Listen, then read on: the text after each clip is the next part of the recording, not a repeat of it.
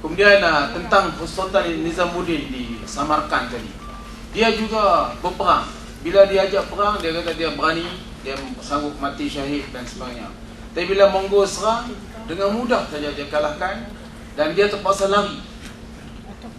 Dia terpaksa lari dan dikejar sehingga dia pergi kepada sebuah pulau, sebuah pulau di tasik di laut hitam.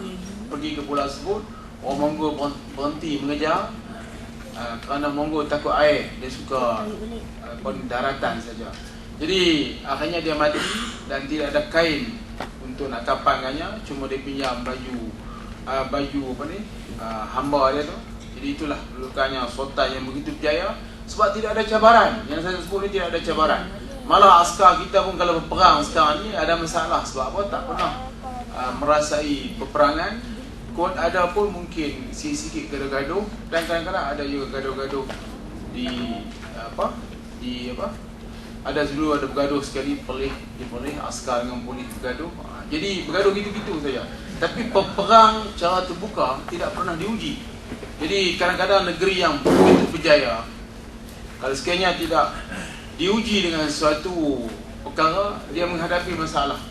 Sekarang ni tuan-tuan tahu apa yang berlaku di Iraq, bukan saja askar, tapi orang dia tu, dia dah tak kisah dah. Kita kalau dengar meletup sekali, kita semua mata akan memandang ke arah tempat letupan. Di sana meletup dah orang mati, tak apalah, dah biasa dah. Jadi dia dah menjadi budaya. Tetapi yang paling penting ialah semangat wajah, semangat daya tahan yang cukup tinggi yang ada kepada rakyat dan juga para pejuang. Saya dengar tadi banyak masalah yang telah ditimbulkan, tapi masalah itu kalau diambil secara positif, dia jadi positif. Kalau diambil secara negatif, dia jadi negatif. Sebenarnya Rasulullah SAW tuan-tuan tahu bahawa gerakan awal ialah cara tertutup, perlahan. Malah di kalangan orang yang mati, ada orang yang telah dibunuh oleh Abu Sufyan pada masa itu. Rasulullah tak mampu buat apa, tak mampu untuk nak pergi tolong apa, cuma berdoa sebagai Allah bagi jannah kepada orang yang telah dibunuh. Tuan-tuan tengok, dan Rasulullah tak boleh buat apa, sehinggalah kita betul-betul kuat di Madinah.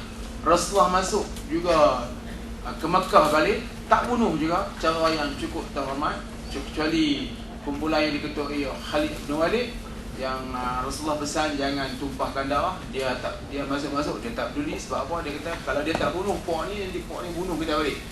Jadi dia seorang yang tumpahkan darah. Tetapi tuan-tuan tahu bahawa ada hadis yang menyebut bahawa Islam ditegakkan oleh orang-orang yang berani, dalam braket termasuk nakal ataupun macam Khalid bin Walid. Sebab kalau Islam cuma tinggal di kalangan orang yang mengajar di masjid saja, dia tak mampu untuk mencapai apa yang dia capai sekarang. Islam ditegakkan oleh orang berani, panglima-panglima, pemuda-pemuda yang berani.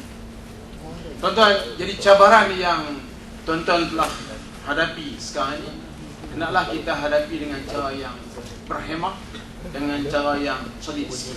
Tuan-tuan, kalau kita lihat, kita ada bincang dengan Mufti sebab biasa panggil Mufti lah. Saya pun orang biasa panggil MB, orang panggil MB tak apalah apa-apa. Jadi saya bincang Mufti, dia geram sebab masuk kawan-kawan kita Dr. Bahari yang Yasin. Dia pun geram pasal apa? Kita ditahan untuk berdakwah, berceramah, tapi orang lain dia tak tahan. Malah di antara benda yang tidak pernah ditahan, dan saya sebagai pemerintah di polis, tuan-tuan, ialah kalau ceramah itu dibuat di tempat politik. Dia nak ceramah apa anda awak? Sampai kadang-kadang terganggu juga pemikiran kita. Apakah orang politik boleh berceramah dengan mudah tanpa dibagi lesen boleh berceramah? Yang kita kena tangkap lagi. Saya di polis ada surau. Kan? Surau ni dibina oleh kerajaan.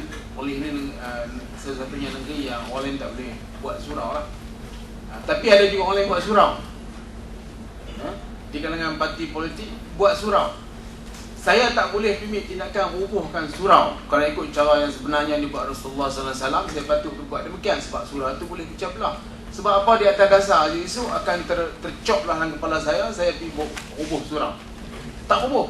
maka surau itu bebas untuk mengajar. Tonton tengok ni cara pendekatan sekarang. Kalau surau tu ada bentuk politik, orang tak kacau. Tapi kalau surau tu ada bentuk kasir ke apa, orang kacau sikit. Itu yang naik gerak. Tapi tak, ini nak cerita cara umumnya. Tapi cara yang terbaiknya di kumpulan yang kecil harus bincang pendekatan yang lebih teratur, tertib dan penuh kepakaran. Tentang kalau baca laman web tertentu bahawa bila pihak Yahudi merancang tentang apa yang patut berlaku di dunia ni, dia rancang dengan begitu baik.